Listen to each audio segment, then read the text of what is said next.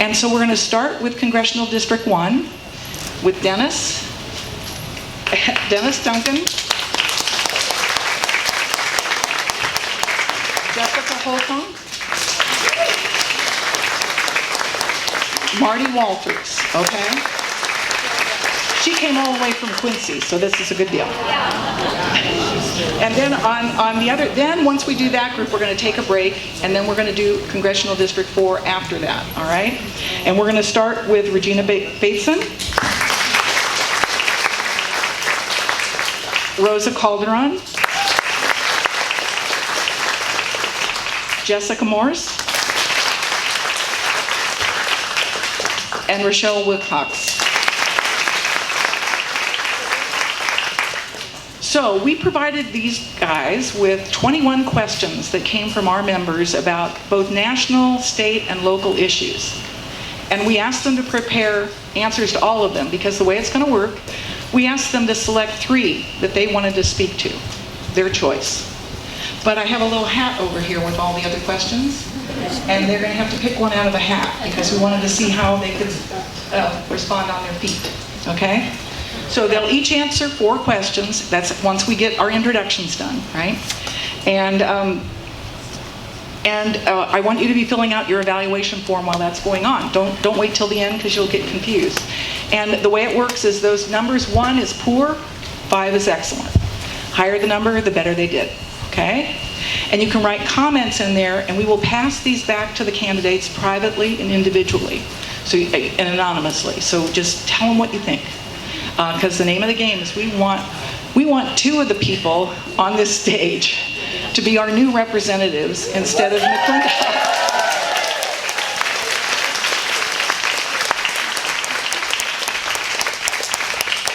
So I think we're all tired of LaMalfa and McClintock. So before, yeah, exactly. Before I get started, show of hands. How many people have McClintock as their current representative? Ah, interesting. Okay, show of hands, how many have LaMalfa? Whoa. It's actually, that's not surprising. It's the Auburn area, for those of you that don't know, in the last redistricting it got sliced in half. And so the city of Auburn and Newcastle, down and over to the Yosemite, is Congressional District 4.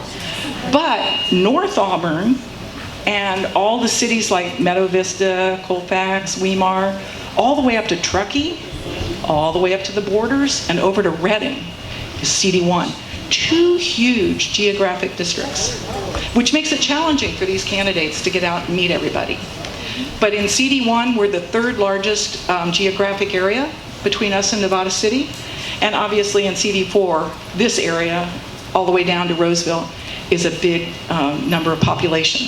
Yeah, Paul? A lot of folks don't have questionnaires. What I was looking for some more. What's the deal if they don't have any questionnaires? The questionnaires were not put on everyone's table, because I just put some over there. There's a handful of them on the desk. Okay? Because we didn't want you reading the questions. We're going to ask each of the candidates as they step up to the mic. Oh, the evaluation forms, they should have been on everybody's chair, but I only printed 150. That tells me there's more than 150 people here. We're going to win this, okay? So if you guys keep showing up and you talk to your fellow friends and family members, we're going to win this one. So this is just the beginning, okay? Sorry about that. I thought 150 would be plenty. Okay, any other questions before I get started with the candidate introductions? Okay, I think we got it. All right, so I'm going to turn it over to Dennis. Would like you to be in the center of Mike, okay? And introduce yourself. 2 minutes here. Do you mind if I take this off? Oh, wait. Here we go. Can you all hear me? Whoa, sorry. My name's Dennis Duncan. I'm running for U.S. Congress in District 1. A little bit about me. I'm a local yokel. Pretty much grew up in District 1 in Paradise. Anybody familiar with Paradise? All right. Grew up in Paradise, California. I'm a social worker. I've worked for CPS for many years, Child Protective Services. So, how many of y'all are ready for change? Are you? That's right. And that's a good thing, because social workers are agents of change. Little plug for myself. Social workers are agents of change. Every day, I come into work, and families are at their lowest point. Due to various reasons, their children have been removed. And every day, it's up to me to sit down with them and figure out a way to get those children back in their home. But that cannot happen without change. Similarly, District 1, we cannot do what we need to do for the families of this area without broad change. And that's what I'm here to talk about tonight. So, some of you may say, well, that's all well and good, Dennis. However, what kind of experience do you have? How are you going to do in Washington, D.C., the Shark Tank of Washington? Well, I've never worked in Washington, D.C. In fact, I'll be honest with you, I've never held elective office. I'm kind of new to this. However, in Chico, I've sat on several boards. I feel very fortunate to do that. I've coordinated homeless programs, worked with the homeless community for about 10 years. I've been very fortunate in that I also was able to go to school and get a master's in public administration, which was very helpful. It allows me to be able to analyze data and also legislation. I feel that I am qualified for the job. I'm ready for the job, and I hope that you'll give me your trust. Thank you.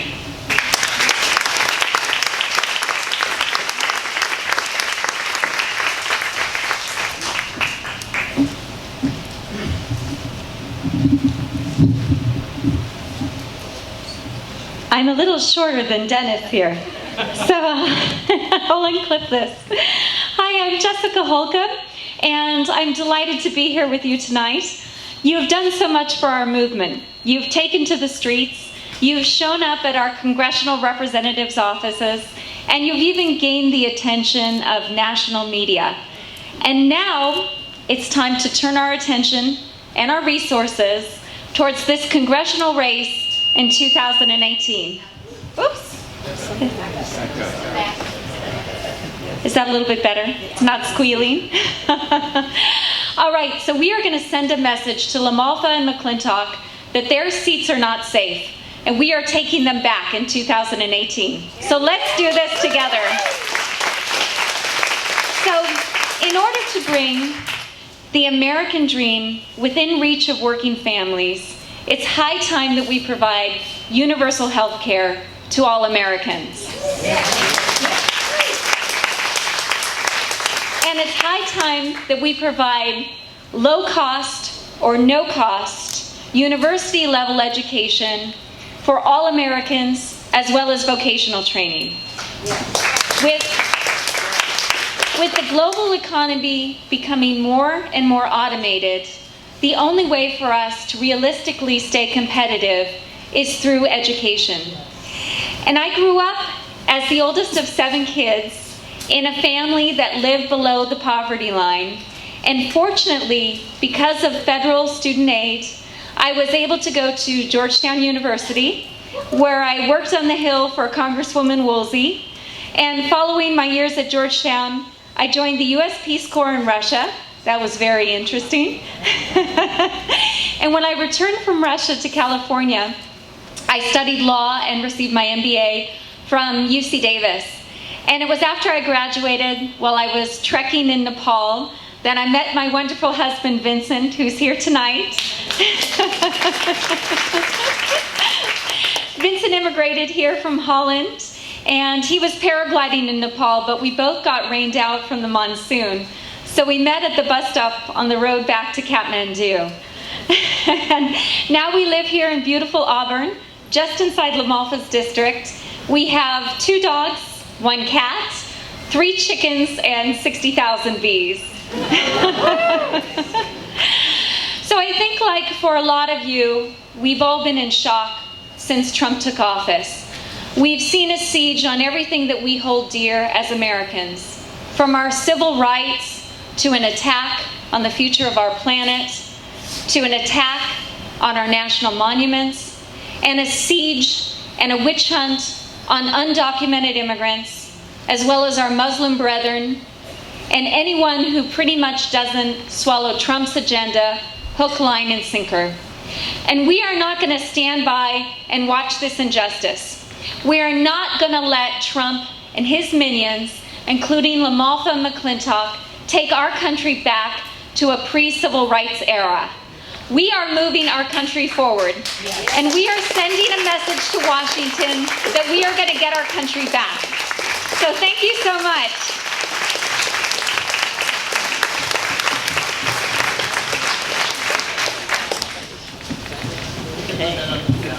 Okay.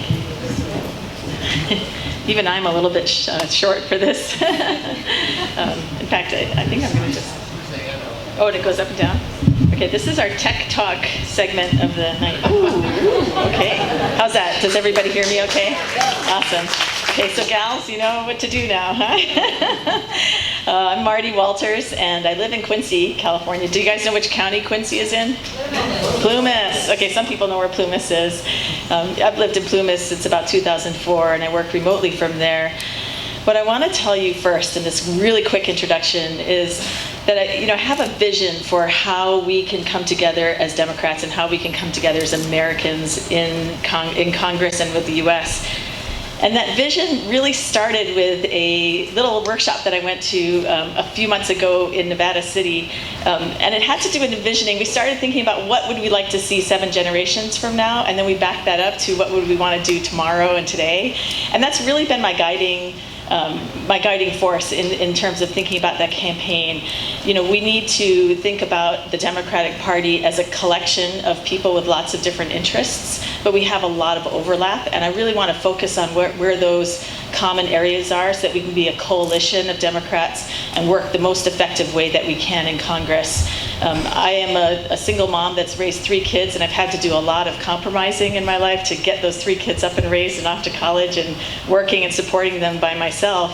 And it took a lot of compromise, but I always had to rest on these bedrock values. And for me, you know, the sense of integrity and treating people with a lot of respect is one of those bedrock values that I absolutely believe in. And I also absolutely believe in being responsible with our resources. And whether it's the environment or whether it's our fiscal resources, I really want to go to Congress and take those values and work toward that with whether it's with the Republicans or other Democrats, and build that coalition in Congress. Thank you.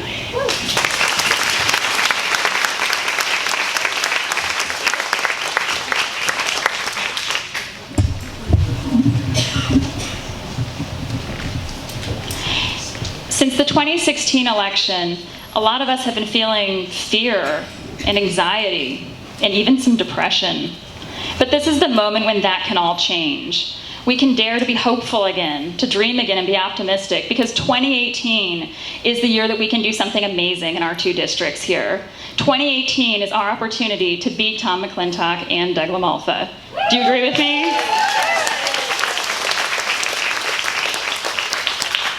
I'm Regina Bateson, and I'm running for Congress in District 4 because I believe that our region needs a real voice in Congress. I'm from Roseville, just down the hill, and I'm a proud graduate of our public schools. I know what it's like to work hard because I've held several minimum wage jobs right here in our district. I always joke that if you bought food in Roseville in the late 1990s, there's a good chance that I served you. Either ice cream or bagels. I might have even sold you clothes. But I also have the skills and experience to go toe-to-toe with the most powerful actors in Washington and be a real advocate for our region. After high school, I went off to college at Stanford, and when I graduated, I joined the Foreign Service, which is the diplomatic branch of the State Department. I speak Spanish fluently, so I served at the U.S. Embassy in Guatemala City. And after that, I went back to school, and I got a PhD from Yale, and I had a National Science Foundation fellowship while I was there. I became an assistant professor, and I really love my teaching and my students and my job. But in this coming academic year, and quite possibly beyond, I'm setting that aside, and I'm coming to run here. I'm moving back home with my family, and we're so happy to be here. Here's my husband, Vivek, saying hi to everyone. And that's because this race really matters. This is our opportunity to do something amazing. Many people in the outside world, they think that Tom McClintock can't be beaten. They think that Doug LaMalfa is untouchable. And this is our opportunity to show them that they are wrong. So please, join our campaign and let's make history together. Thank you.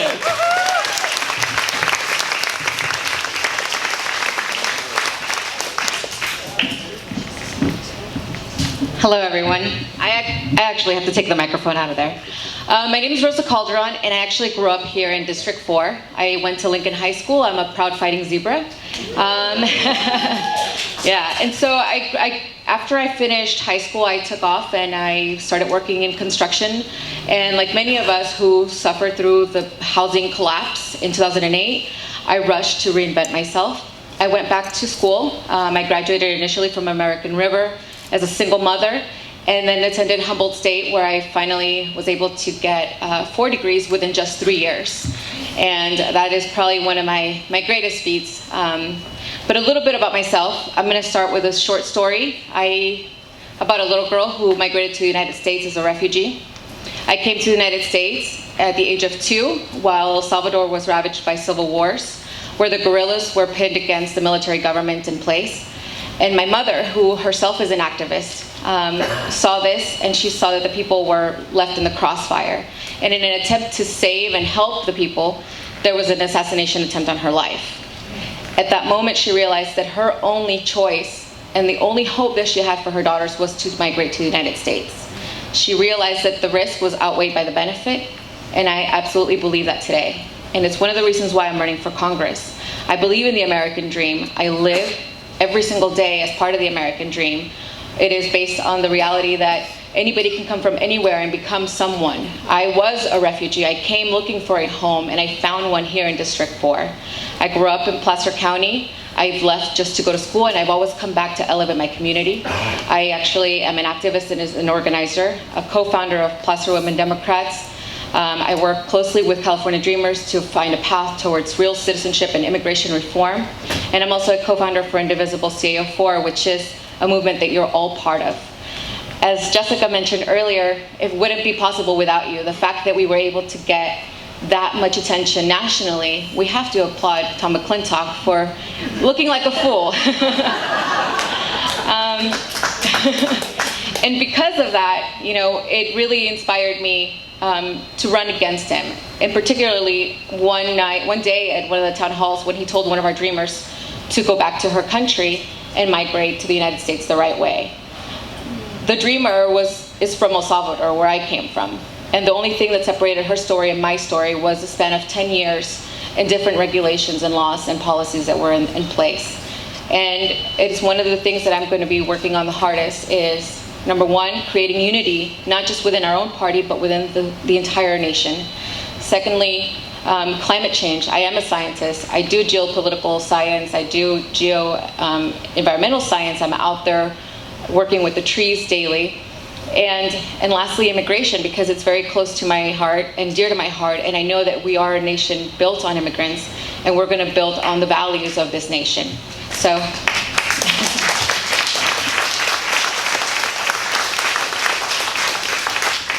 I hope that you can all join me and all of us in our attempt to unseat these two clowns. I don't know what else to call them except for that they back each other up on a lot of documents, and they're all bad for us. So we have to make sure that we can get someone in there who knows us, who is one of us, and who will fight for us. Thank you.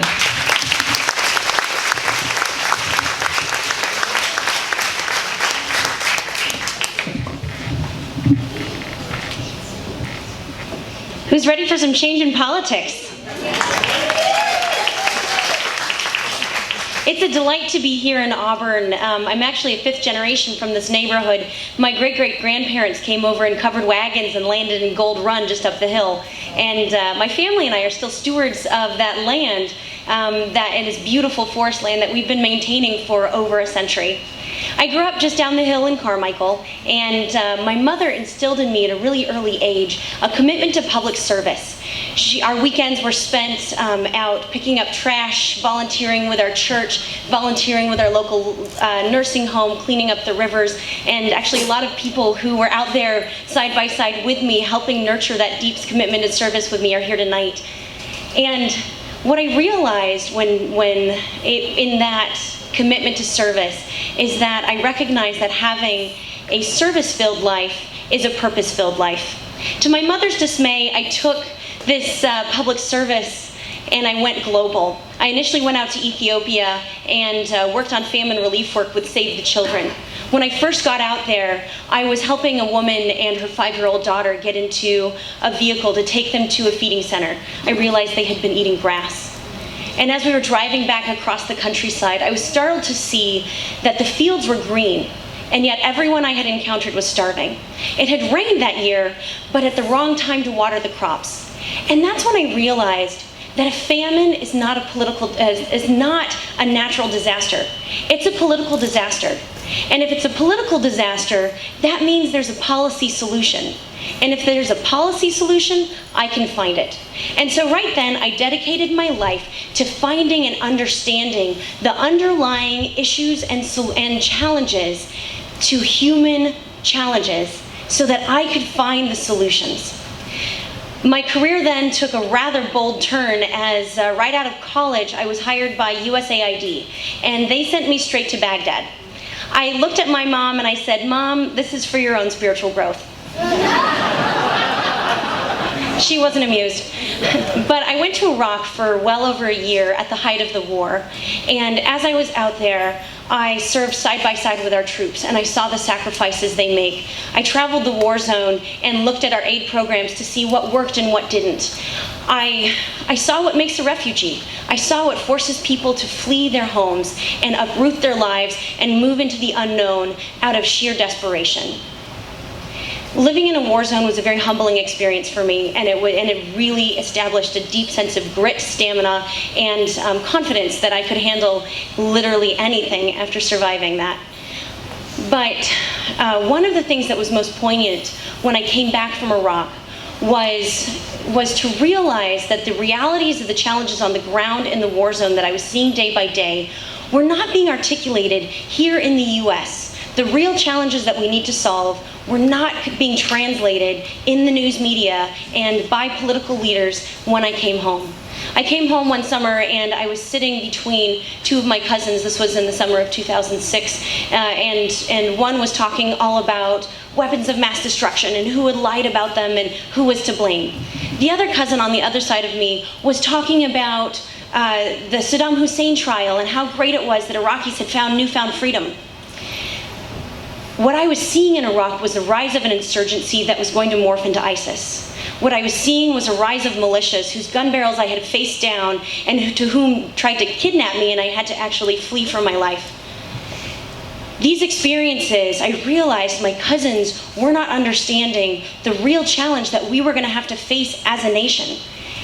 And I looked at them and I said, trying to describe Iraq through a red lens or a blue lens is like trying to describe a rainbow using two colors.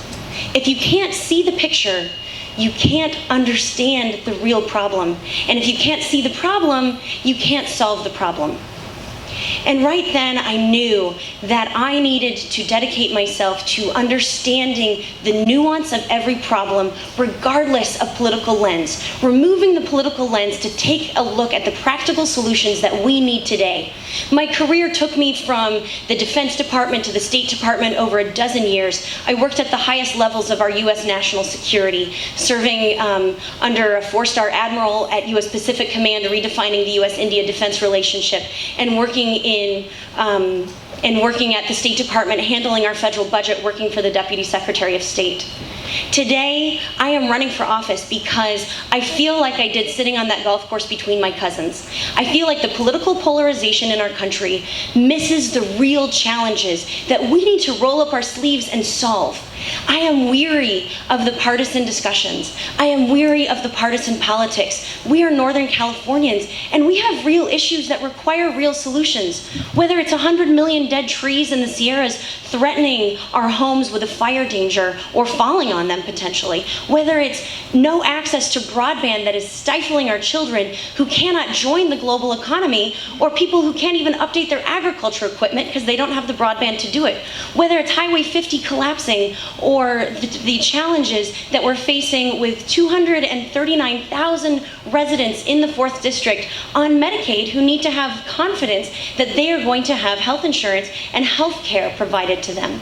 We have real challenges here, and the incumbent, he is the definition of political polarization. He votes for his party and he votes for his political philosophy over our community every time. And I am tired of it, because this is my community. This is the community that raised me and taught me that it's not about politics, it's not about policy. It is about policy. It's not about politics, it's not about personality. It is about public service. And so I am here, ready to come home to my community, defend my mountains, defend my neighbors, defend my community. I am ready to serve. Thank you.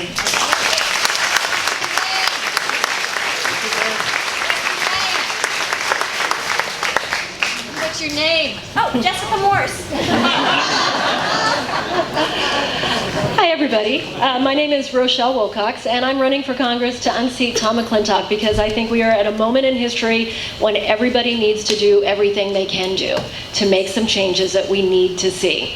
I am a mother of 2. I live in Roseville with my husband and 2 kids, both in school at Oakmont. And while I'm not from here, I chose this community for my family because I did not like the community I was raised in. I'm from Vegas originally. It's a strange place to grow up. My mom was one of the first women trained to deal poker in the very early 70s.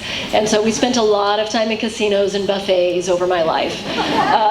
We learned I learned through having a single mom the power of government, the power of a government that can fill in the gaps.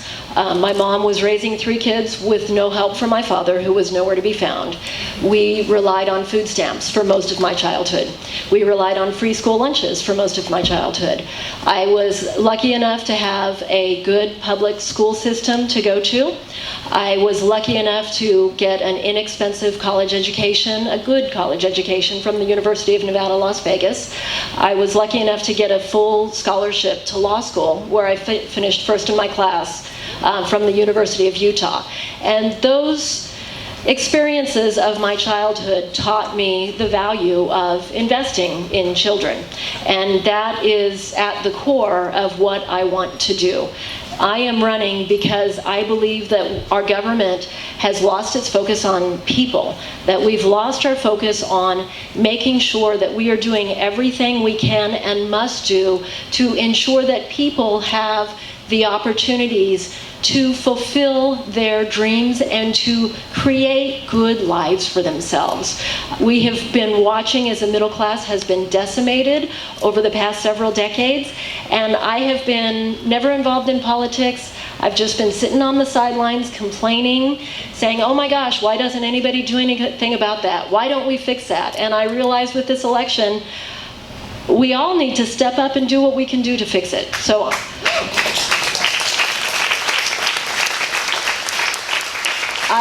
I am a media lawyer. I do media law and appeals. My office is in Los Angeles, but I work from home locally. I love my work. I love what I do, but I would love the opportunity to serve you in Congress, because as important as it is protecting the media, it doesn't touch what I would be doing serving this district. Thank you.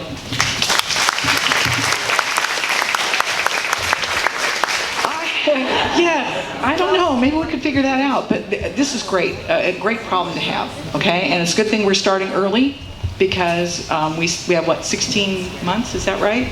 Till the election? 488 days. How many days? 488 days. All right. we're ready to move into the next section, and right after we go through the Congressional District 1 candidates, we're going to take a break. What I need to tell you, the candidates now, is you're going to have a timekeeper in the front. See Dave with the green card and the yellow card and the red card. Okay? Because they're going to answer the 3 questions they came prepared for, as well as the questions that they get to pull out of the hat. And they have 10 minutes to do that.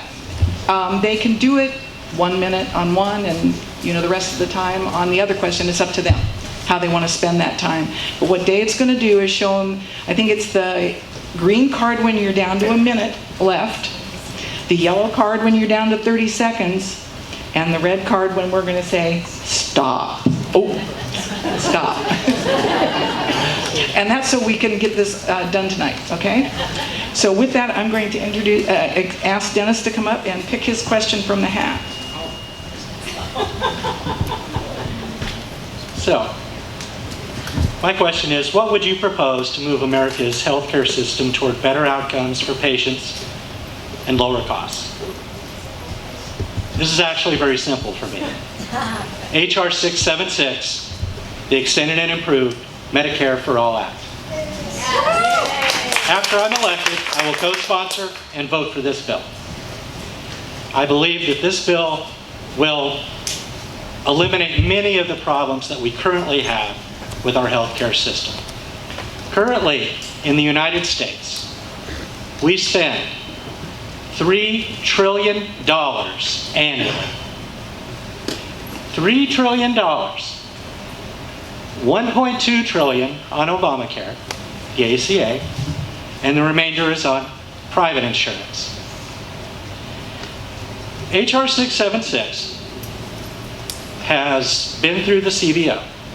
The CBO estimates that it will cost $1.8 trillion.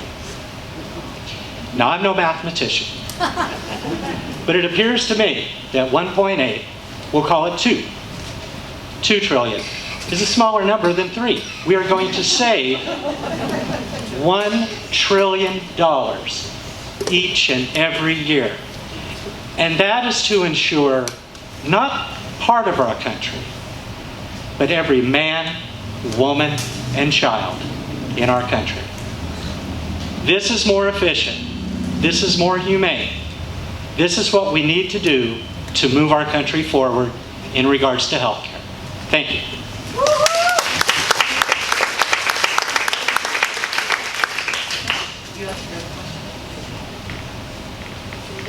Oh, do I do all 3? Yep. Oh, I keep going. Oh. I'm sorry about that. Excuse me. Okay. I want to talk a little bit about higher education in our country. Let me read the question. What would you propose to make college more affordable and to help young people pay off their student debt so that we can create a prepared and educated workforce?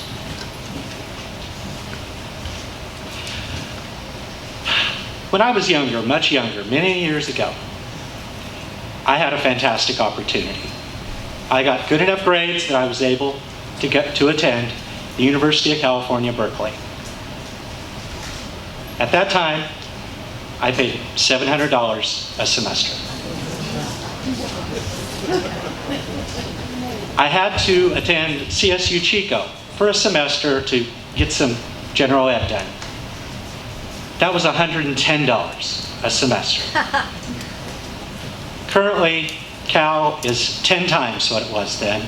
Chico State is 35 times what it was at that time.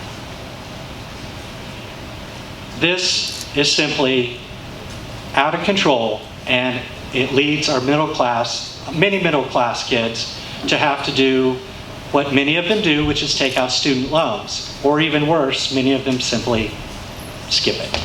They don't go. And that's the worst of all. After I'm elected, I will pass the United States Affordable Education Act. The Affordable Education Act is actually very simple. What it will do is roll back at all state-funded universities what the fees and tuition were in 1980 and adjust for inflation. So, CSU Chico, currently $3,500, will be $325. Cal will go from $7,000 to $1,100. I believe that this is a good law to make, once again, make college affordable for our middle class and poor. The other big issue in our country today, one that not many people are talking about, is student loan debt. There are 44 million people in the United States, most between the ages of 25 and 40, who owe in excess of $25,000 in student loans. This all adds up to over $1 trillion in debt. After I'm elected, I will pass the American Forgiveness Act of 2019. The American Forgiveness Act will eliminate up to 90% of each and every individual student loan in the United States. It will once again allow our middle class, our young people, to do crazy things like make a down payment on a house, buy a car, maybe get married and have a family. I actually had a lady a few weeks ago in Grass Valley tell me, due to the student loans she had in excess of $40,000, she was unable to have a child. This is not right. It is not right when people have to pay the government back for something the government should have paid for in the first place. Thank you.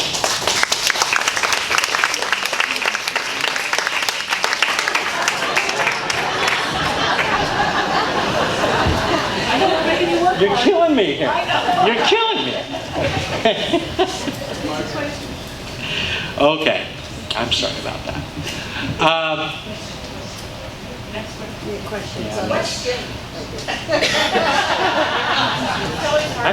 Actually, the next one, well, yeah, let's go ahead and do this one there.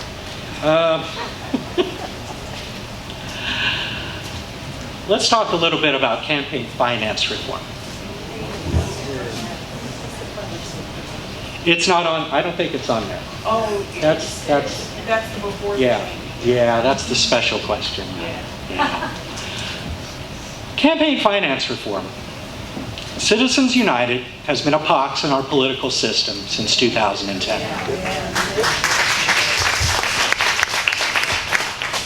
Any right-minded public servant would want to do something about it. Therefore, the Republicans have not done anything about it. So what do we do? I've taken different looks at this. One, there's currently a website out there that some folks who support me have brought my attention to. It's called Project Amend.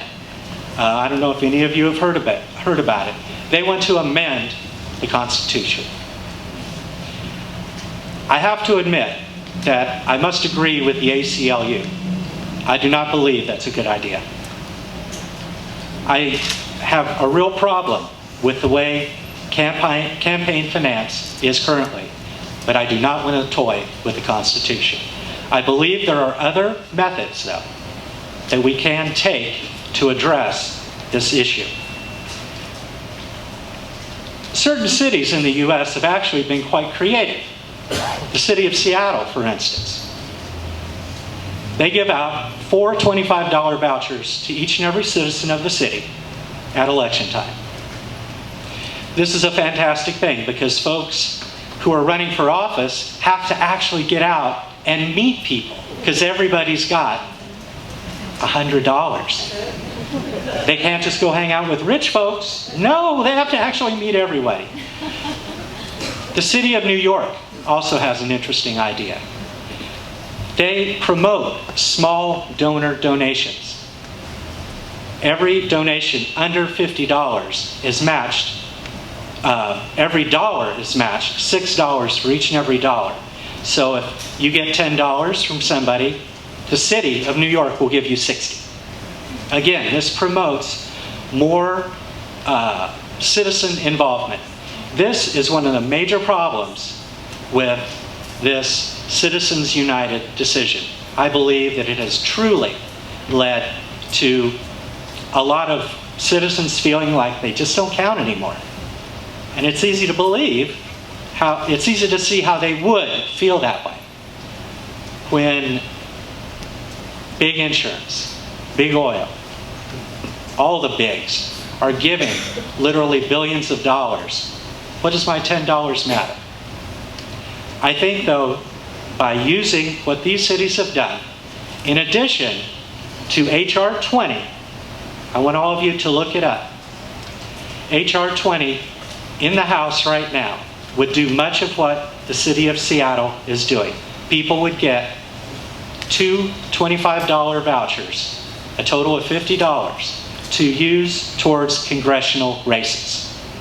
Again, this is going to bring regular citizens out, and it's going to make regular Congress folks who are running for Congress actually go out and woo the voters, as they should be. Thank you. Coming over there, I guess. How are we doing on time? How much? Minute 36. Minute 36. Okay. This is my last minute 36.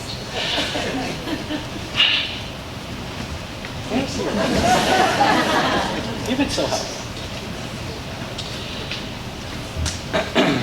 So, where is it?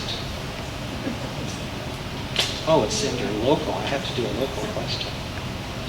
So, many of us believe that to be successful, a candidate challenging either McClintock or LaMalfa needs to be perceived as a centrist.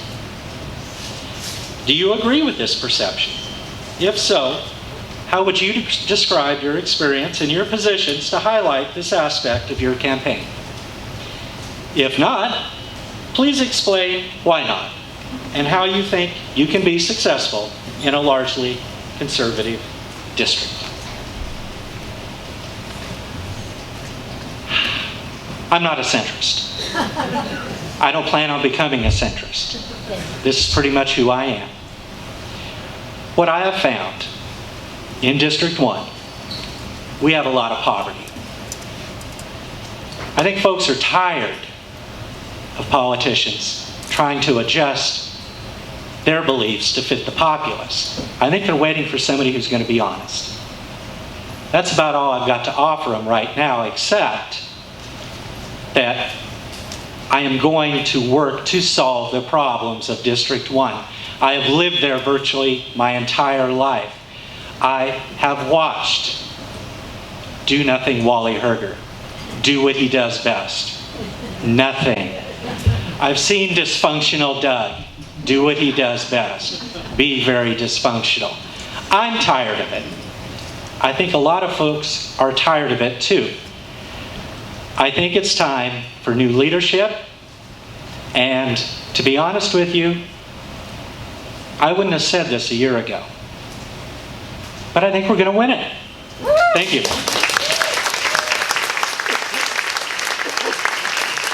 Wow, let's hear it for Dennis. More. Nice job. Nice job. Our next victim, our next speaker is Jessica. I think one time only. We want to make sure we get as many questions answered as we can, okay? So Jessica, it's your turn. Pick a question and see if I'll take the lucky question. see if it's not one that you've already prepared an answer for. Okay, in the year 2017, we still have many state governments trying to suppress the vote and make it hard for the poor young people and people of color to participate in the political process. What do you think the federal government needs to do to protect voter rights? Okay.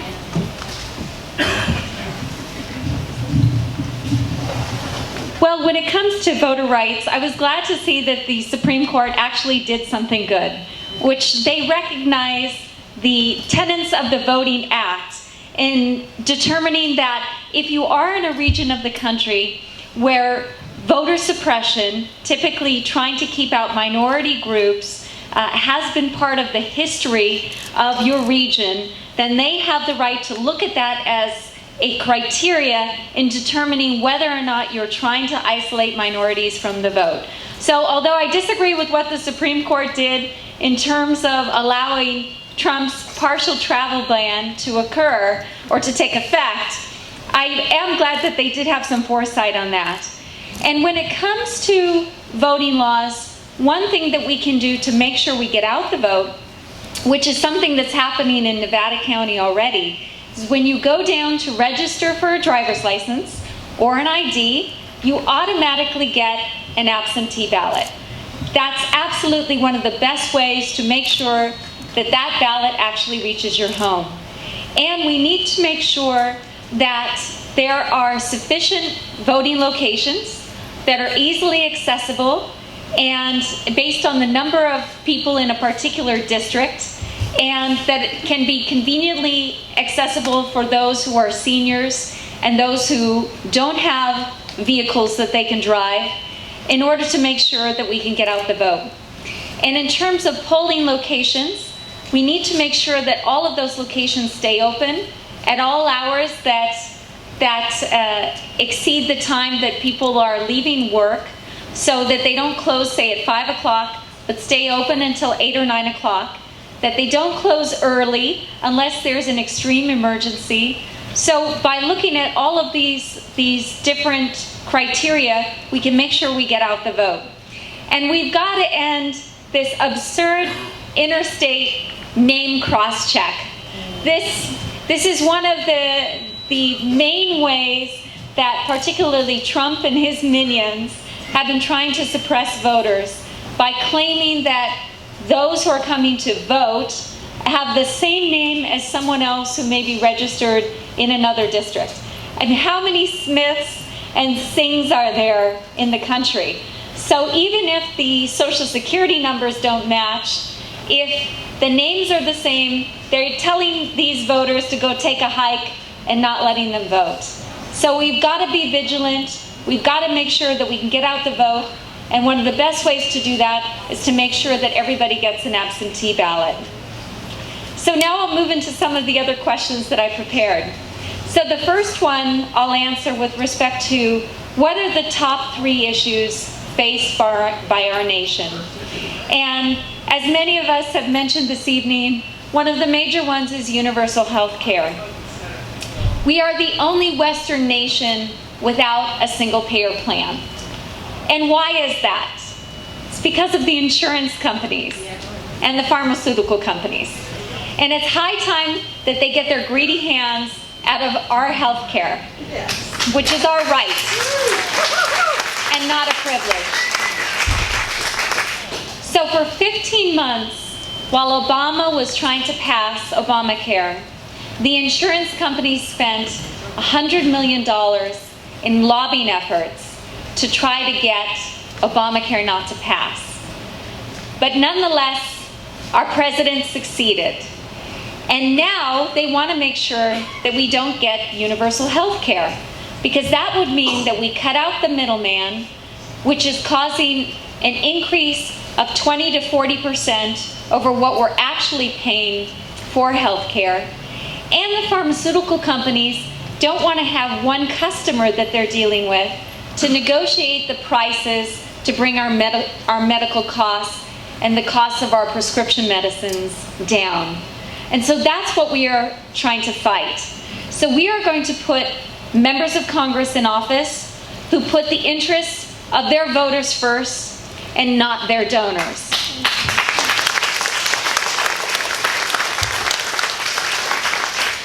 One of the other major challenges, as Rochelle mentioned, that we're facing in this nation is the fact that our middle class and working families have not seen an increase in their wealth since the 1980s. We have to bring up the minimum wage to a living wage. And by providing universal health care, we can significantly increase the paycheck amount that's going to the working families when they take home that check every 2 weeks, because they won't have as much taken out of their paycheck by their employers for health care insurance payments. We also need to provide greater access to daycare that's affordable, so a lot of working families don't have to choose between which parent is going to stay home, who is often the mom, and therefore she can't advance her career or go back to school because daycare costs are too high and she's got to stay home with the kids. We've also got to invest more in our public school education and in after-school programs, and make sure that we provide access to low-cost or no-cost university-level education. Too many middle-class families and even upper-middle-class families are refinancing their homes so that they can put their kids through college. And we've got so many students coming out of higher education, especially graduate degree programs, with debt in excess of 6 figures. How can those new graduates buy homes and start families with that level of crippling debt? We even see grandparents take out loans so that they can help put their grandchildren through universities or vocational training. And then if the grandparents can't repay those loans, their Social Security checks get tapped. We've got to end all of this because it's impeding the ability of the middle class to attain wealth. And one way we can address this problem is by implementing a fair tax system. There are far too many tax loopholes for corporations and for the wealthy. They are not paying their fair share. And the way we can address that is by increasing the tax rate for passive income from 15% to the rate that all of us pay for the wages that we actually earn, closing the tax loopholes for real estate developers so that if you sell a building that appreciated by $10 million, you don't get to walk away tax-free by rolling it over into another real estate investment. Is it fair that a real estate developer who is a billionaire pays less tax than his undocumented construction worker? And that has got to end.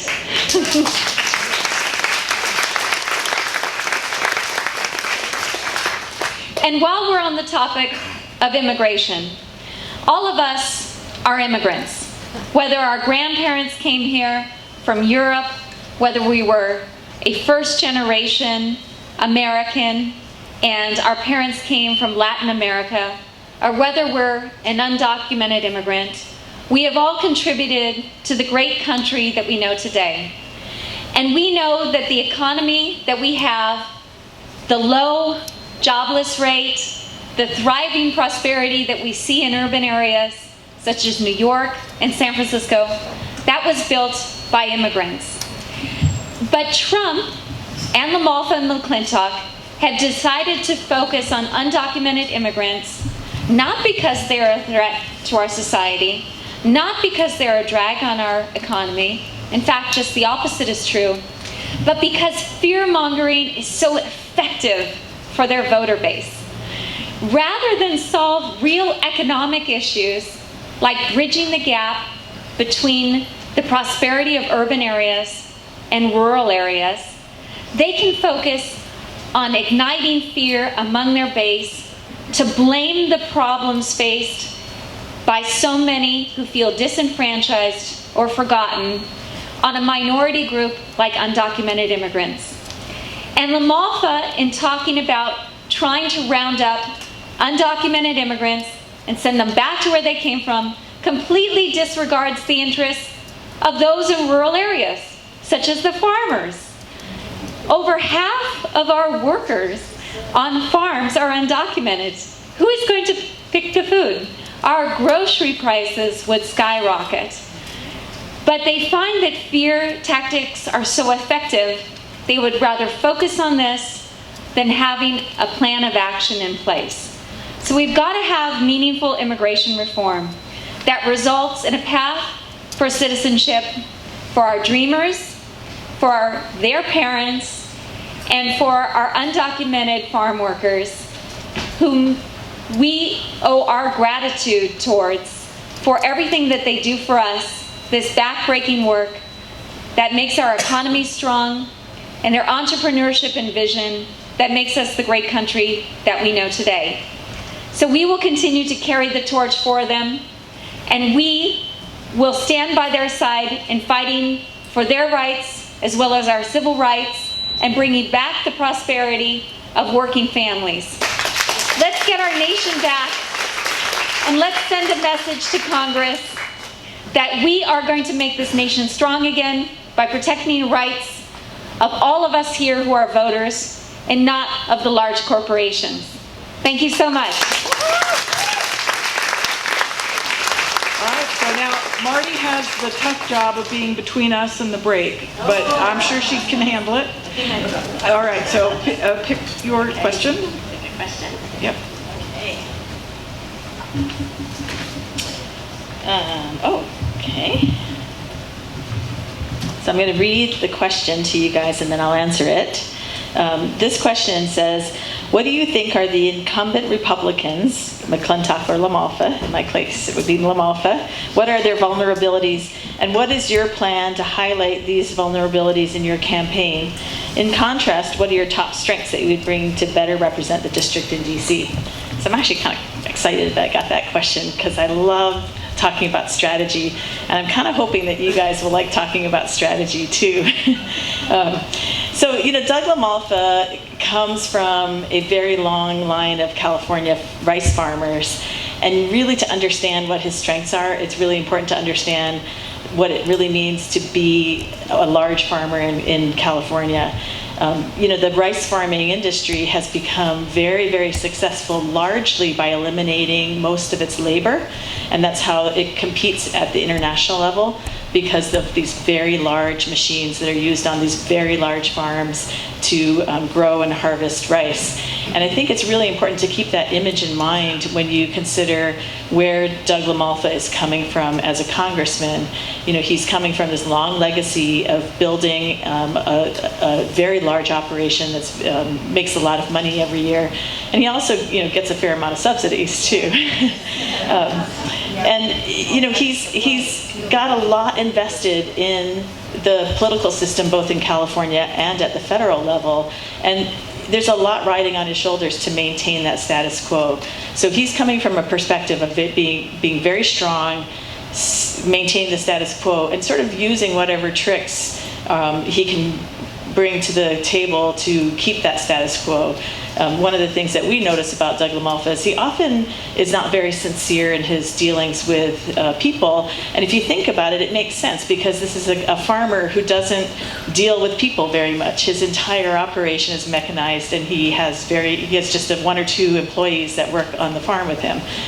So it's really important to think about that. And the contrast that I have with Doug LaMalfa is, I spend all my time working with people. I have a job that involves negotiating and doing conflict resolution between the bank and the people who want to borrow money from the bank, and I'm the risk officer sitting between those people and their money. So I spend my days trying to, really think about how to serve our customers, but also to protect the bank's assets. And you have to really set your bedrock values when you're doing something like that, because you want to be as helpful as you can, but you also have to make sure you're compliant and that you're not compromising the things that you really care about. And that's been my entire career. I started out in waste management, and one of the things you have to do in waste management is you really have to know what you have to do to prevent contamination of the environment from the hazardous waste that I was working with. And I wasn't some academic sitting in a tower somewhere. I worked at a hazardous waste incinerator, and I know how to handle trash.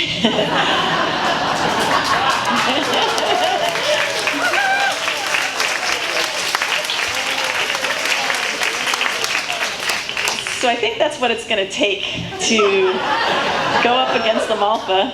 I think that and a campaign that's very focused on the facts and very focused on using data to best appeal to and identify voters that we need to get out and vote. And that's one of the things that I've spent a fair amount of time already, and we'll be spending a lot of time doing data analytics to make sure that we're identifying that. So that's the first question. The other ones, I don't want to talk a lot about the big issues facing our country because I think Jessica did a great job of framing that. But I wanted to think about it in terms of vision, and I just want to put this vision out to you about a good balance between security, freedom, and equality, and how that can be a framework for us to work toward. It also happens to be some of our biggest challenges as we sit here today. We tend to put too much focus on security, often at the cost of our freedom and our equalities. And I just wanted you to think about that a little bit as we go along, and I'll answer a few more questions. But that's the big framework and the vision that I have for working in Congress and working toward a future that makes sense, is that really good balance between what we need in terms of security and what we need in terms of our own independence and freedom, and what we need to be equal with each other. So I'm going to just go ahead and ask another question that we have on the list here. This one says, given the Republicans' promise to repeal the ACA and their replacement bill, which is the AHCA, but we also have the Better Care bill now, and that it would uninsure millions, what would you propose to move America's healthcare system toward better outcomes for patients and lower costs for our country? I love this question too. You guys are really good at asking questions, I have to say. So, the thing about this question that I like is it talks about outcomes for patients. And if you think about where we have come with Obamacare and how far we've come with Obamacare, we really have three things that it achieves, three big goals. One of those goals is quality of care and establishing a basic set of health care coverages and outcomes that we expect for all of us. And that's a really important part of Obamacare that we need to preserve and work toward keeping, because it's going to set us on the path toward a future where we're all really getting equal care with equal service across the country. The second leg of that law, the second really big goal of that law, is to expand the ability for people to buy insurance by incorporating all of those state healthcare markets. So here in California, we have Covered California, and that program allows people to buy insurance that work for themselves or have employers that don't provide insurance. And then the third big part of that program is the Medicaid expansion that covers people who can't afford the health insurance and don't have the means to do that, and putting them on the same coverage that we have previously used for a whole bunch of different other types, like disabled people and people in nursing homes and children that were not covered in the past. So expanding Medicaid has really done a huge favor to the people in our district. I mean, we have a large number of people that have benefited from that. I also want to just mention too that the other day I was sitting around the kitchen table with a bunch of family and friends, and in Plumas County we've got all types, and around this kitchen table we had everybody. I'm covered under an employer plan, and my kids benefit from that expansion to cover kids up to 26, because they've graduated from college, but they don't yet have jobs that actually offer any kind of benefits. So they're sort of piecing together what they call it the portfolio career, where they're piecing together jobs to make an income, but not enough to actually have benefits. So they're still covered under my plan. My sister, I have two sisters actually that are on Covered California, and one of them gets subsidies to help pay for the insurance and the other doesn't. I'll tell you, that second sister that doesn't get any subsidies, she struggles to pay that bill every month. It's an expensive bill for her. Then, I also have a nephew who's on the Medicaid expansion. He didn't have any insurance at all for a long time, and because his parents were made too much money to qualify for Medicaid in the past, and yet they didn't make enough money to actually buy insurance on the open market. So he's really benefited by being in that expansion of Medicaid, or in our state it's Medi-Cal. So those kinds of programs have been really important to both my family and my friends and people all around District 1. And we need to make sure that we preserve that. We have a number of different steps before this Trump bill can become law, and we need to really activate ourselves and make sure that we are very active in preventing that from going forward. We have several more chances. Even if the Senate does cover it, it has to be covered as this budget reconciliation bill. And we have a chance at that stage when the federal government has to set, Congress has to set an actual budget for the whole government, and we can really activate ourselves and interfere with that to prevent this bill from going into law. But ultimately, we need to move to that single payer system, and I think that's where we need to end up. And what I really want to do with this question is talk about how do we get there. We know we want to get there. We have Obamacare, and we have this big cloud happening with us right now. And to get there, I think we're going to need to pull together all of these disparate federal programs. We have the Veterans Administration program, we have Medicare, we have Medi-Cal, and we want to pull them together and put them into one program so that we can better do things like negotiate pharmaceutical prices and put them all together. I think that's going to be our intermediate step to move us toward a single payer system that we need to be at eventually. And that's what I want to work at in Congress. So I'm getting a green card over here. So I'm going to do just a really quick response to a couple of other questions. I think I promised to answer. Here, hang on here. This one says, people of color are disproportionate targets of police violence. What protocols do you think should be in place to ensure that this targeted, egregious police violence does not continue? That was a tough one. I had to really kind of think through how to respond to that. Because, thinking about Congress and what the federal government's role in this, it really needs a fundamental change in the culture of how we do policing. And that's one of the things that I want to work on in Congress, is really thinking about how we do three things with policing across both the federal policing agencies and then also how that trickles down to all the state and local policing agencies. And those three things are training, really fundamentally changing the way that we establish standards for training and implementing programs for police departments. The second thing is having a lot more accountability, and that means we need more citizen oversight. I don't know how many of you guys here work under a sheriff's department, but most sheriffs don't have any oversight other than the voters. We need to strengthen civilian oversight of our police departments and have that accountability. The third thing that I want to do is have a lot more transparency in our policing. We need to make sure that we have good reporting on all kinds of metrics, including things like shootings by police officers and other kinds of police use of force. That accountability and that transparency and improved training, I think, is something that we can really work at the federal level to make a substantial difference in the way that we are policing in this country.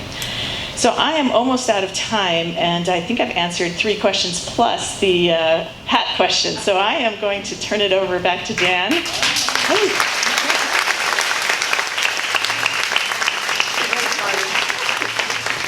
Good job. Good job. So it's time to take a break. Restrooms are over there down that corridor. There's snacks over there, and there's lots of candidate information and materials. So, and let's try and be back in about 10 minutes so we can finish up on time. Okay. All right. Now, I'm ready to start with our candidates for CD4, and I'm going to ask Regina to come up and pick her hat. Question out of the hat. I think I need, no, a beer would be a bad idea.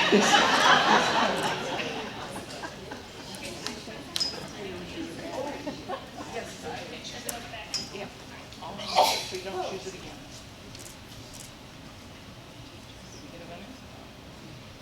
Okay.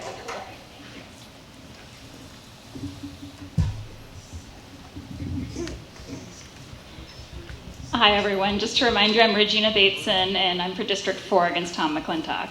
Now, my question that I drew is actually really fortuitous. I promise I didn't rig this. It's, what would you propose to make college more affordable and to help young people pay their student debt so we can create a prepared and educated workforce? And I say it was fortuitous because a large portion of my career has been in higher education. As I mentioned before, I've been teaching in research universities, and so I really understand the importance of helping everyone to get a high quality education. It's really because of the opportunities that I've had in my life that I've been able to do the things I've done and be here with you today. So I think that there's really a couple of things that I'll just highlight briefly. I'm a huge supporter of Pell Grants. Those are one of the most important programs that we have to provide social mobility. But I also think that we can't ignore our community colleges and vocational training. And especially in this district, those are the pathways to opportunity, both for individuals and for our communities. to bring employers here, to keep employers, to grow our local economy. We need to have people who are trained in the jobs that are relevant to this region. I'll say that my mom teaches nursing at Sierra College, and I think that's really a model of a program that is terrific because people can go and through the community college system where, I would like to see more financial support, but it is still more affordable than a lot of other forms of education. Through a community college, you can go and become an RN in just a few years. And there are waiting lists to get into that program. Employers are begging for the graduates before they're even finished. And it's also a way to train people and to provide higher quality healthcare here in our community. Especially for the more rural parts of our district that I know have trouble attracting and retaining healthcare providers.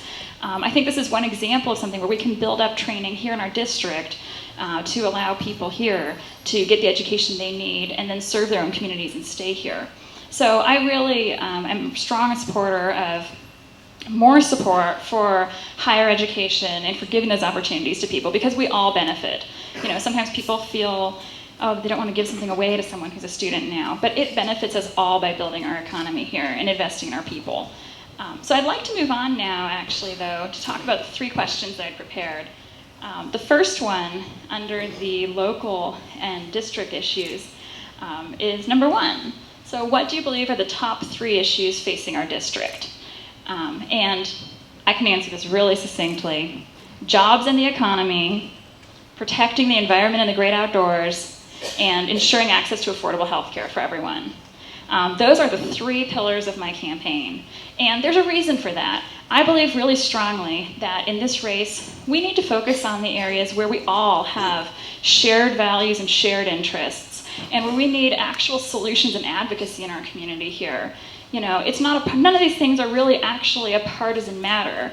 It's a matter of serving our district. And so my approach really is, to stand up for our democratic principles and ideals, but to focus first on those areas where there's, 70%, 80% of people already agreeing they're very important. So I'd like to say a little bit about each of those 3 areas. On jobs and the economy, I hinted a little bit there at the importance of providing training and investing in, our human capital here, investing in our people, and working together collaboratively to have higher paying jobs in this area, especially in some of the rural areas. There are a few other really specific things that we can do. I think that access to broadband internet in rural areas is a huge issue. And people in some of our more rural counties, Mariposa County, from some of the latest data from the FCC, suggests that there's not a single person who's a residential customer in Mariposa County who has access to the highest speeds of internet. And it's incredible, right? We're a couple of hours away from Silicon Valley, and people feel like they're being left behind, and it's because we are. And there are things that the federal government should be doing. This is really important, basic infrastructure. It's a lot like rural electrification. We have parts of our district that didn't get electricity until well into the late 1940s and beyond. And it was the federal government that stepped up and made that happen. And that's what we need today with regard to internet. Otherwise, we're just going to have widening digital divides, even within our own district. You can be as high-tech and fancy as you want in Roseville, and we have schools near Oakhurst in the southern part of our district that don't have any internet access at all. And it goes back to education again, right? So I think even if someone's a Republican, even if someone feels that they're a conservative, we can all agree that we need to give people the tools that they need to be successful. Even if you want people to be independent, to be entrepreneurs, how can you do that if you don't have basic infrastructure? And this is just one example of an area where Tom McClintock is not serving our region. The man has voted against federal support for rural broadband twice in his career. And I think that's egregious. So that's just one example of a way that we can, build jobs in our region here, give people new opportunities, but do so in a way that's really pragmatic and that should appeal to people sort of across the aisle. Now, on the environment and the great outdoors, I firmly believe that one of the main reasons we're all here tonight, and we all live here, is because we love this region. People choose to live here, both because it's a great place to raise a family, as Rochelle was saying, but also because we love the great outdoors, right? Some people would call themselves environmentalists. Other people just love hiking, camping, hunting, fishing, skiing, you name it. And we all have a lot of shared interests. And it's egregious that Tom McClintock is representing, well, Doug LaMalfa also, but particularly Tom McClintock, is representing the 4th District. The man has one of the worst environmental records in Congress, and he's representing Lake Tahoe and Yosemite National Park. I mean, come on. Frankly, if every person who visited Yosemite gave us $1, we would fund our whole campaign. You know, this is something that is, we should really be reaching out to the world on this one, because it is so shocking. But that's not just all, right? Tom McClintock is one of the most extreme climate change deniers in Congress. And this isn't just a matter of endangering all of our children. I mean, I'm also a mom of 3 kids, under 5 actually, and I do worry about their future. But it's a matter of endangering our own economy, too. I mean, here, you know, fighting climate change is a matter of standing up for our economy. And we can already see the changes that have come to our district with the tree mortality problem, which is partly related to changes in our climate. You know, our economy here, and especially in many of our more rural counties, depends in large part on tourism. So I think that to be smart about our local economy, we have to be fighting to protect our great outdoors and fighting climate change. And then finally on healthcare, I mean, I agree with quite a bit of what's been said, but I really, you know, my priority in Congress is fighting to protect and defend and improve the Affordable Care Act. I absolutely want to highlight the concrete benefits it's brought to our district. So speaking about District 4, in just 2 years, the Affordable Care Act cut in half the number of people in our district without health insurance. I mean, that's tremendous. And there's still work to be done. As Marty, I think, was hinting at, or said explicitly, people who are self-employed are still paying quite a bit of money for their insurance, right? So there are things that we can do to improve the Affordable Care Act. But that is absolutely my priority. And people sometimes think, oh, if they have employer-sponsored health insurance or if they're on Medicare, that this doesn't affect them. And that's not the case. Everyone has better quality insurance because of the Affordable Care Act. I mean, I'll say that when I was going to, when we found out that we were going to have twins, which was a shocking day in and of itself. It's already happened in the past, so don't get worried that I'm going to go have twins on you in the future. We already have them. But the day we found this out, you know, one of the first things that ran through my mind in a dark ultrasound room was the costs, right? What if I get thrown in the hospital for months and months before having them? What if there are 2 babies born that have to go to a NICU? I mean, this can be hundreds of thousands of dollars. And with employer-sponsored health insurance, you could be doing everything right. And, you know, before the Affordable Care Act, you could have ended up with tens of thousands of dollars in bills and gone bankrupt. You know, so the Affordable Care Act put into place, oh goodness, the Affordable Care Act put into place important protections on out-of-pocket expenses for all of us. All right, so I have to move along, unfortunately. I love talking about healthcare, but we're running out of time. So the other 2 questions I wanted to address are the question about immigration at the national level, because that's the system that I've worked in, and then also the question about being a centrist. Now, I've hinted at this before, but on the question about being perceived as a centrist, I absolutely am committed to reaching out to every single person in District 4 because we need them. You know, McClintock does not speak for us. It doesn't matter if you're a Republican or a Democrat. He is not serving this region's interests. He is not doing the basic job of being a representative. So I am absolutely convinced that we do need to reach out in an open and respectful way to everyone. And that is completely my strategy. It's not enough to win, right? We also need to be running a real, well-organized, professional campaign focused on getting out the vote and turning out our people too. That is a huge part of this in a midterm year. So I'm really proud to say that we have more than 50 volunteers already working on my campaign across the whole district, and you know, we're working hard to put this into action. Now, the last thing I'll say, just to make sure I hit all 4 questions, briefly about immigration, is that if I were elected, I would be the only person in Congress who's actually worked in the immigration system in any capacity, because I was a consular officer. And I'm really committed to making a system that is more fair and just for everyone, that meets everyone's needs. There are I'll highlight 3 really quick things. I'm committed to supporting the Bridge Act and to working toward a way of making DACA status permanent for those people who have received it. I also support some kind of grand bipartisan compromise that provides a path towards citizenship for people who are here without documentation right now. And as part of that, we might need to have some increased enforcement. But I think we should focus on solutions that are smart, that actually make a difference, such as implementing a biometric entry-exit system at all of our ports of entry and exit. And then the last thing that I'll highlight is I'm in favor of raising caps on H-2B workers. to allow more temporary workers to come in to do some of these unskilled or lower skilled jobs, because employers are already clamoring for this. And so it actually helps business here in the US and meets the needs of people wanting to work here and to come legally. That's the last thing I'll say. Thanks very much for your time tonight.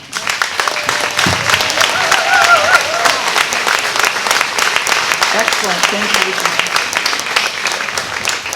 This is getting tougher and tougher. Rosa, your turn. Oh, thank you. Rosa Calderon, and the question is? Question 12. Okay. So, it says, people of color in this country are disproportionate targets of police violence. All citizens need the protection of law enforcement, so how do we protect people of color from undeserved violence from the very people who are supposed to protect us? It's a question that was already addressed by Marty, but I'm going to go a little bit more into depth to it. Okay, switching microphones. So, first question, how many of you here believe that a woman can beat McClintock?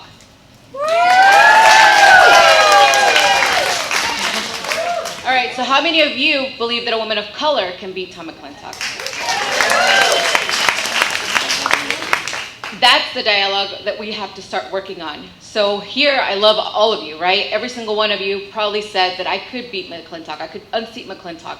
But the reality is that the dialogue in the United States remains the same. Regardless if we're on the left or on the right, we still have these assumptions of people. So when it comes to training, as what was one of the ideas that Marty proposed at the federal level, we have to start training at the most basic fundamental thing, which is assumptions. You know, the fact that Trayvon Martin was shot because of his hoodie. The fact that they thought that he was a criminal because of the hoodie that he was wearing. The fact that when someone says, I have a gun in my glove compartment and I'm licensed, he still gets shot. Those are issues that we have to start addressing at the basics. One of the things that I've realized is that every time that we hear another story of police brutality in this capacity where there is loss of life, is a fact that we never go back to the basics of what I thought was police work, which is subdue first. We just go and shoot first, you know? At this we had a forum in Lincoln, Roseville? Roseville. We had a forum in Roseville, and 3 girls who were visiting their grandparents from Massachusetts of African American descent, they asked me, what do I think about Black Lives Matter? And I said, it absolutely does matter, and it's something that we have to start paying close attention to, instead of just saying all lives matter or adding to that, because it does diminish and minimizes the effect of Black Lives Matter. So that would be the first thing. And then, just like Marty said, definitely creating a transparency and making sure that we know what's happening behind closed doors, that all these things aren't happening behind all of us, essentially. The only reason we find out about these things is when we see a video and it makes national headlines, but it is happening daily. And that would be one of the big things that I would like, is accountability and transparency for that. Okay, so now to my 3 questions. I know that a lot of the questions have already been answered, but I'm going to try to start with local issues. And some of them may be tied together. So questions 3 and 4, I'll start with, what kind of business or industry would you work to bring to the foothills to create more local jobs? And number 4 is, what will you do as our representative to protect the environment? And that question is 2 in 1. So I'm going to address both. I'm a geoscientist, as I mentioned earlier. I work collecting the data. I work with the trees. I work collecting the data for the trees, identifying what type of tree it is, how tall it is, how wide the breast is, and if it's been affected by the bark beetle infestation. In California, currently, there's over 100,000 dead trees. 66 million of those are just within our district. This past week, I had gone to Calaveras County on a different type of trip. Usually I'm out there for work, but this time was to see the effect of the bark beetle and how it's affected the lives of the people who actually live there. And if you remember, there was a Butte fire in 2015, so it's almost going to be 2 years now. And as we're driving by, we're taking a tour with CAL FIRE, I can see that the vegetation is coming back. It's a different type of vegetation, because we're going to have to realize that the forest that we had before the fire hit is going to be very different from the one that we're going to recover with. And there's all this brush, and in the distance you can see some houses that are rebuilding. But the reality is that most people have not rebuilt. They've either sold their land and moved away, or they're still living in fifth wheels. And it's been almost 2 years. So one of the issues that I saw the most while we were driving was the removal and recovery of the trees. So I'm not sure if you're all familiar with the bark beetle. I normally just assume everybody knows, but it's this tiny little bug, the size of a grain of rice. And it lives inside, it makes its home into these trees. So it's not a new foreign disease, it's actually always been here, but because of climate change, it's had more time to have different generations be born through an entire summer. So before, when the summer was short or a regular period without a drought, they had maybe 1 or 2 generations. Now they're having multiple generations, and that's why they're infesting these trees. They usually target trees that are already unhealthy, and they excavate into the bark, and that's why they call it the bark beetle. And what it does, it has this mold that the little beetle kind of lives off of, and then the tree itself dies entirely. It gives it this blue coloring, and the tree is dead. So what you see now is this canopy of orange trees, and then maybe 1 or 2 green trees. Every orange tree is dead. And it's also, a fire hazard. So we're setting ourselves up for another catastrophe. So what we're trying to do is remove those trees, treat the bark, and then what we're not doing is actually removing the tree entirely. We're just leaving whatever we cut down in front of the homes, near propane tanks, and it's going to become a larger problem. So in an area where we have a lot of people who have worked in the logging industry, since 2008, these areas have not recovered from the housing collapse. We can actually put their skills to work. So that would be one of the things that I would bring to the foothill regions, is bringing back the loggers. We actually need them for an environmental job, and we can't do this without them. So it's going to be something that's going to revive the economy, provide economic development, and give these people security into their livelihood. So that's one of the things I would like to do in that area. Secondly, I'm going to answer this other question about the national issues. So we're supposed to talk about 3 things that are facing our country that are problematic. You know, a lot of people always ask me, what has Trump done that's so bad? Why do we hate him so much? I don't know. Actually, he's done a lot of damage. The damage he's done is to our social blanket. You know, pitting people against people, Republicans against Republicans. We usually see them stick together, but it's gotten to the point where they're turning their backs on each other. We're pitting Democrats against Democrats. I see candidates that are running and say, well, I'm running as a Democrat, but I'm really an independent. I just want to get rid of the corporate Democrats. Well, run as a Republican. There's more corporate Republicans over there. But, you know, it's become this thing where he's pitting all of us against each other. He is making it okay to speak on hate, speak at a place of ignorance and stupidity. Because once you know that something is not okay, and you're talking about it and you're continuing with it, it turns into stupidity. And those are the biggest things that Trump has done to us. The legislation, the policies that he's trying to implement, I think we can get past them because we can reverse a lot of them. The AHCA, it's so problematic that a lot of it won't hold in the Supreme Court. A lot of the things that happened with Obamacare had to go through the Supreme Court and held up. And so for those to be overturned, the same process will have to go through the AHCA. So those are some things that give me some comfort that we can reverse the things that he's doing. But the biggest problem is the social construct that he's dissolving in this nation that will take decades to re-implement and bring back. The second issue that's affecting our nation currently is education. Education's problematic. There's no equity in the way that some regions are funded and others are not. I teach kids who code at my daughter's school and at other public schools in the region. And it's very hard to go to other areas, like they mentioned in Oakhurst, or in areas of Humboldt County and the Emerald Triangle where there is no broadband, where you have to teach coding in a language and have them visualize it. You know, every single day we go on a website and it's easy to just see what you're doing. But when you create it with a classroom like I did with my daughter, they can actually see it implement, and they can see it work. But when I go to other rural regions where they don't have access, I have to have them imagine it. You know, hey, I'm going to put in code FFFFF, and it's going to be this certain color, or it's going to bring up that picture. And those are things that I think are going to be the death of us in the US. If we are not funding our educational system, then we're really not going anywhere forward. And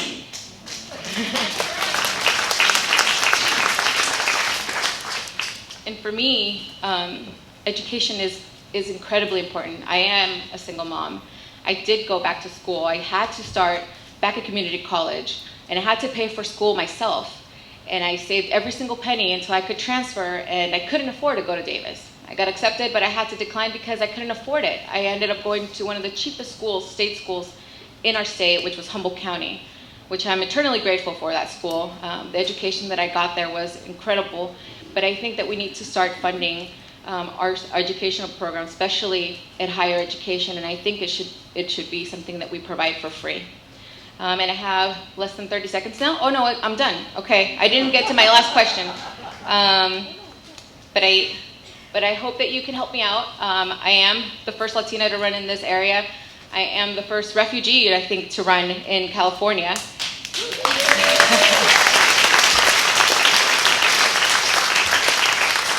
But I will only be able to get to DC with your help. So if you can go to my Facebook and like my page, and if you can donate, I'm trying to bring the vote back to the American people and not special interests. Thank you for your time. Thank you, Rosa. Good job. And in case you're wondering, there was a gentleman, Michael Green, that was supposed to be with us this evening, but he sent me an email early this morning that he had some challenges at home and he had to decline being here tonight. So this is not Michael Green. And she's going to pick her question. I got one that I'm answering anyway. No. Do you want another one? Sure. We must that one out. We don't do it yet. Well, they can answer me probably. Okay. Oh, good. Great, okay.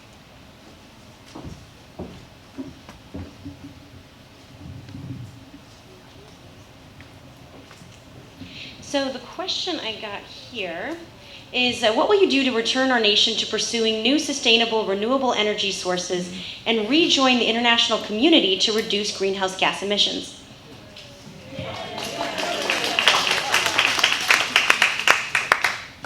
First off, I'd like to give a little shout out to our friends up in the Tahoe area who have just started going 100% renewable on their energy, which is an amazing feat and a model for our region. So well done, Tahoe. I'll talk about that on two levels, actually. I'll talk sort of locally. There's a lot of opportunity for renewable energy and green jobs right here in our community. And it's because our community is feeling firsthand the consequences of not doing anything to try to mitigate the impact of the warming climate we're feeling. Tahoe's temperature last year, average low, was 34 degrees. And that is not enough to sustain our ski industry, which is a $5 billion a year industry and one of the largest employers in the 4th District. So it is critical. So when Tom McClintock tweets out to President Trump, congratulations on pulling out of the Paris Climate Agreement because it supports working families, he has forgotten the working families in our district who needs innovative solutions and ideas to help sustain our industries that sustain us.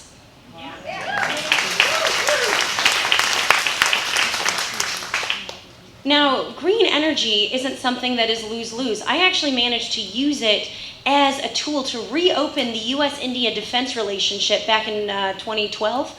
And I was working at the Defense Department, and they had thrown up their hands and said, we can't work with India anymore, we're done, the relationship was completely on ice.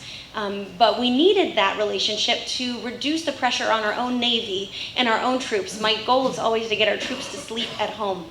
And so I went to India to try to figure out what the problem was.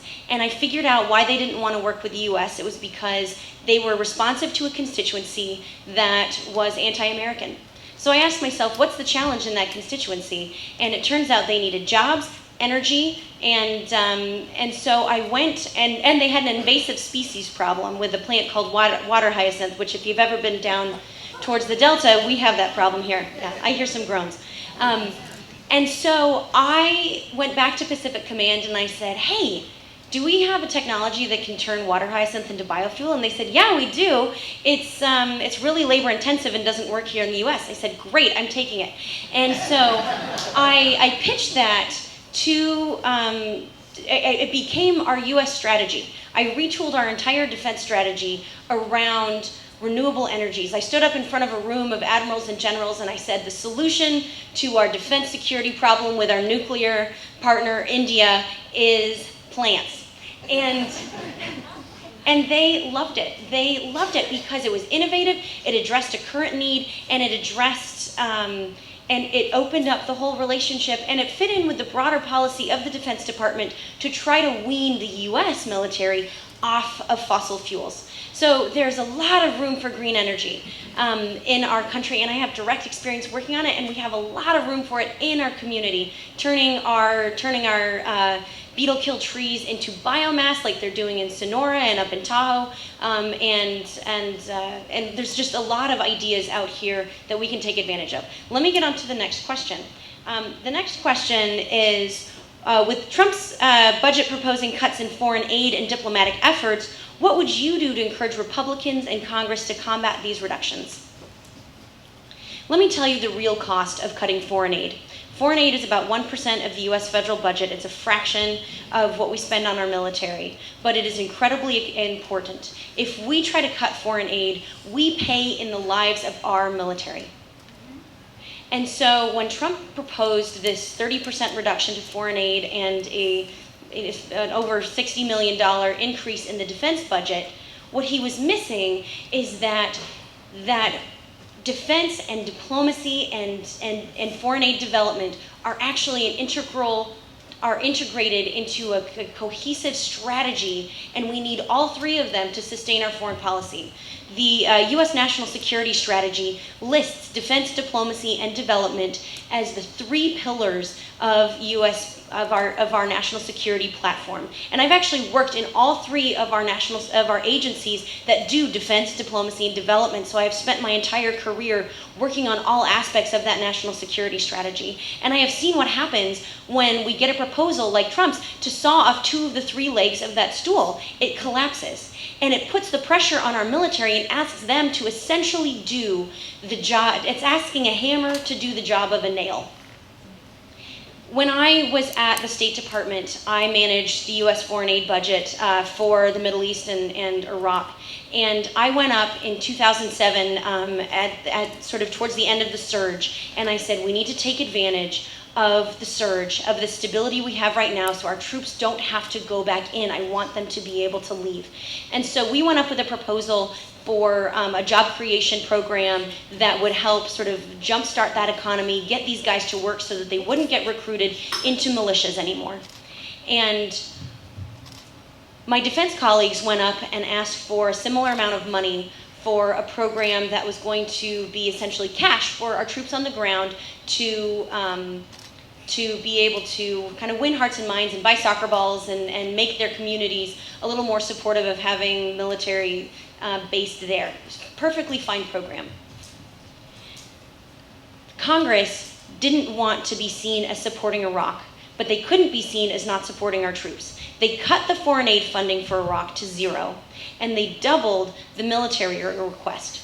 So we had built an entire strategy to try to mitigate, to try to take advantage of this moment of peace that the troops had sacrificed their lives to build in Iraq, and they wasted it. It was like building a drip irrigation system and then having someone take the water and dump it out the window. And it was so frustrating because our military was also frustrated at this. And I learned the important lesson of always going up when I went up to the Hill next, when I went up to Congress to ask for resources. I always brought a member of our military with us because they felt just as strongly that our foreign aid is a critical tool, and they recognize that it reduces the burden on them. So the other questions that I'm going to talk about tonight, I'd like to talk about a question that was raised about about how we unify the Democratic Party. It was asking, how do you bring Hillary supporters and Bernie supporters together in unity? And the answer is simple. It is authenticity and solutions. There's a pragmatism that we need to bring back to politics. We need, like I was saying earlier, we need to bring it back to public service. And politics should not be a cult of personality. We need to separate that. We need to be able to listen to ideas and solutions on their merit and be able to discuss them in depth. I thought Bernie's ideas about making education a fundamental free right for students is tremendous and something we need to support. I had the advantage of working for Hillary Clinton at the State Department and saw her diplomat that she was very effective as a diplomat overseas and understood strategy and listened to experts in a way that I had never seen a politically appointed leader do in my entire career. But let me point out something. I am not Hillary Clinton. I am not Bernie Sanders. I am Jessica Morse. And I am a Northern Californian, and I am committed to service, and I am committed to solutions, and I am committed to listening. My campaign is going to be unique because my understanding of this community is unique, because this is my home.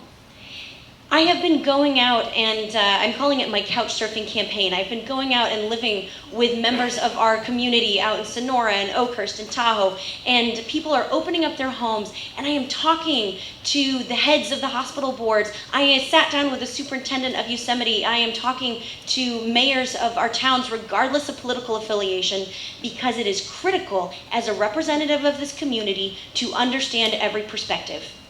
And the last question is, what makes me different than McClintock, and how am I going to hit him? Let me tell you, the difference between me and Tom McClintock is that I have real experience.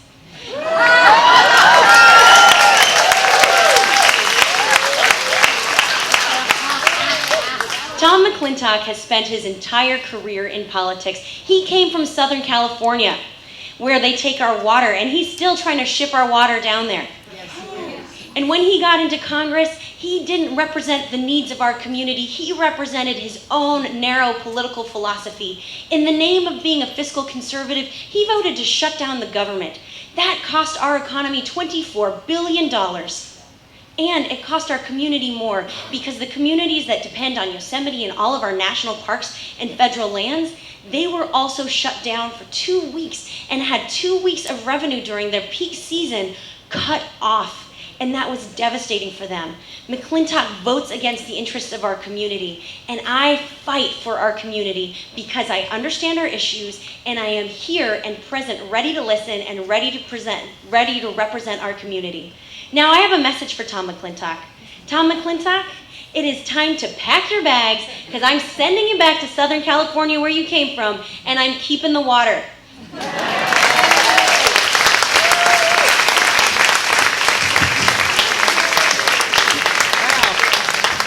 I got to admit, that's a tough act to follow, but it's your turn. Rochelle Wilcox. Did you get a new one? It is one that Jessica just answered, and I can take this, or... Do you want to try another one? Maybe one more. Okay. Yes. Okay. This is one I was going to answer anyway, but I'll just pick up another one. I'll do a different one on my thing. Okay. Many of us believe that to be successful, a candidate challenging McClintock needs to be perceived as a centrist. Do you agree with this perception? If so, how would you describe your experience and your positions to highlight this aspect of your campaign? If not, explain why not, and how you think you can be successful in a largely conservative district. There you go. Bring it over here to the mic. Before I answer this, I want to say thank you to Jan and everybody here tonight, everybody in Auburn. Really appreciate the opportunity to come talk to everybody. Thank you. I am not a centrist. I am a progressive Democrat. I know that Black Lives Matter. I know that millions of lives are hanging on the question of whether Justice Kennedy is going to retire and allow Trump to appoint his successor. And I am devastated at the possibility of that. I am, though, surrounded by conservatives in my personal life. I am surrounded by people whom I love and respect, who I understand in a way that I think will be vital to winning this district. I understand that conservatives vote values. We Democrats, we like to talk facts and we like to talk policy, and that's all important. And I'm a Democrat in large part because Democrats get stuff done. We believe in policy that works, right? We recognize that abstinence-only education doesn't do anything. We recognize that Planned Parenthood reduces abortions and it provides essential health care. We recognize that if we actually want to change people's lives, if we actually want to impact people, that we need to adopt policies that work, that actually impact people. Conservatives tend to vote their values. I was talking last night with a friend of mine who is a Latina. She was raised in a poor school district. She had to learn English in her school district, and she strongly, strongly believes that if she had to do it, everybody else should have to.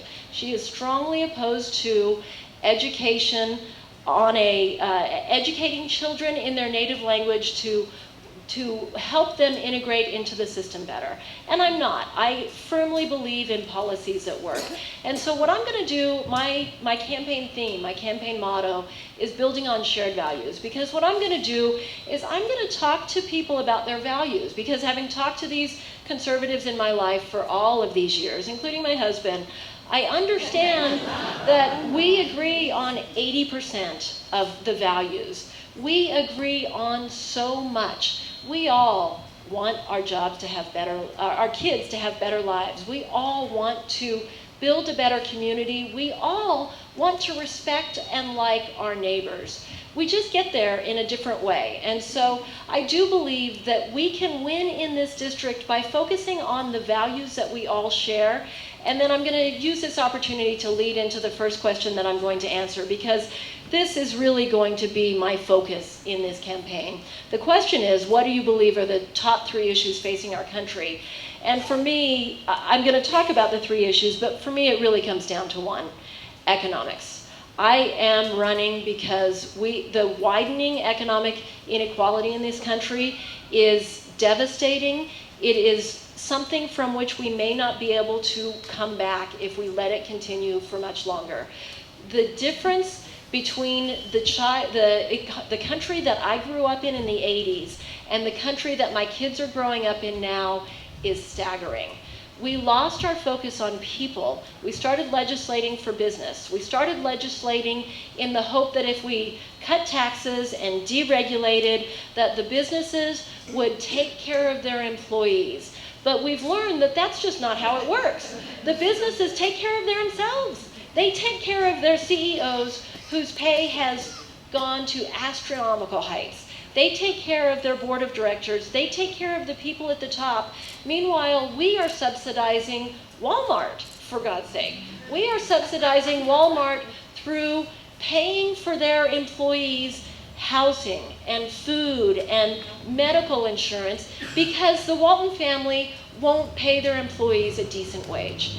So my goal in running for Congress and in talking to the people in this district, and then my goal when I am elected to serve this district, will be to do everything I can to improve this district and the nation economically. And it's a lot. I mean, there's a lot that we need to do. A lot of the candidates up here have talked about education, and I completely agree. I'm a strong supporter of early childhood education for the kids whose parents maybe aren't nurturing them enough at home, because the kids who don't get that at home, the kids who don't get the reading and the other things that most parents give to their kids at home are at a disadvantage, and often they never can catch up. I'm a strong proponent of federal policy that tries to equalize the gap between my kids, who are lucky enough to be in the Roseville high school system, which is an amazing high school system, and the kids who are in a system with a lower tax base where they just don't have the resources that the other kids have. I'm a strong proponent of making sure every single one of our kids is educated. But I also strongly believe in jobs training.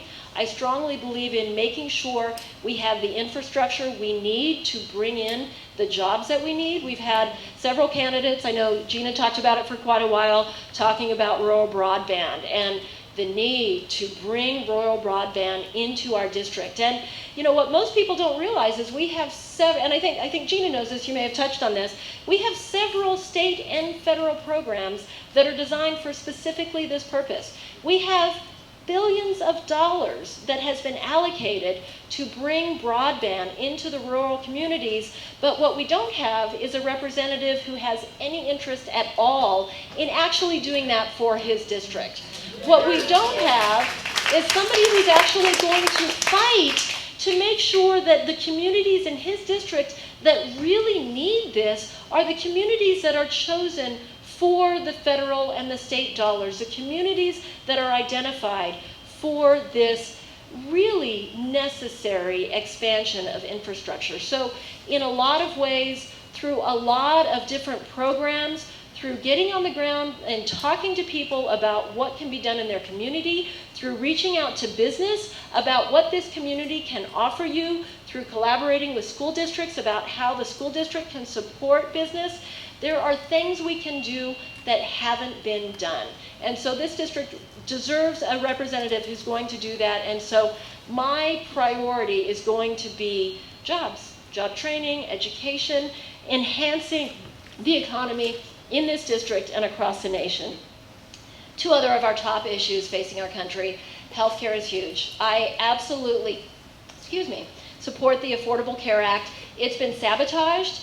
There are so many issues, so many ways in which the Republicans have been successful in creating problems. There are areas in which we have, they've pushed insurance rates up through refusal to expand Medicaid in states where it really is needed.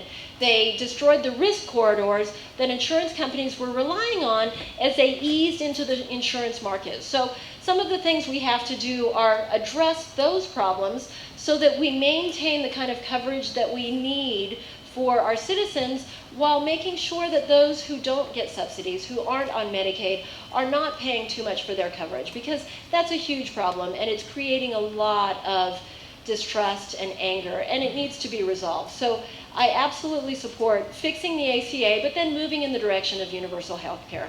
I think we need a public option. I think that's a really straightforward and fairly easy to implement fix for a lot of the communities that don't have access to an insurance company. And so I think that that's kind of the next step in the process, and I do believe it needs to be a process. I don't think that we can move directly to universal health care because I think that we as a nation are not ready for it, but I think that as we take the steps towards expanding access to health care, we will get there. And so my goal will be to move as quickly as we can, but to move in the direction of universal health care. And then finally, the third issue is voting rights. It is astounding to me the attacks on voting rights that we have seen. And luckily we're in California, so we don't have those issues here.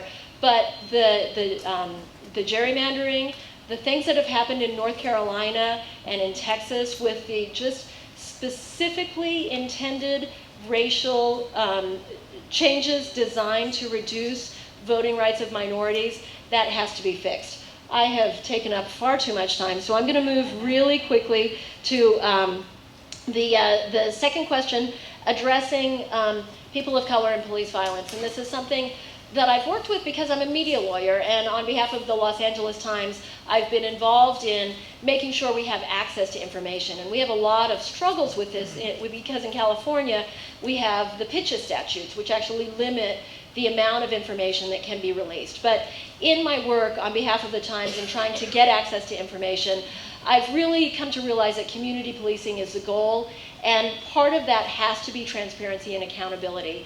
I am strongly committed to doing everything I can to address the issues not only in the context of policing, but also just in racial disparities across the justice system, and making sure that people of color don't have the kinds of barriers that they've had as a result of bias that is built into the system in many ways. Thank you, everybody, for coming out.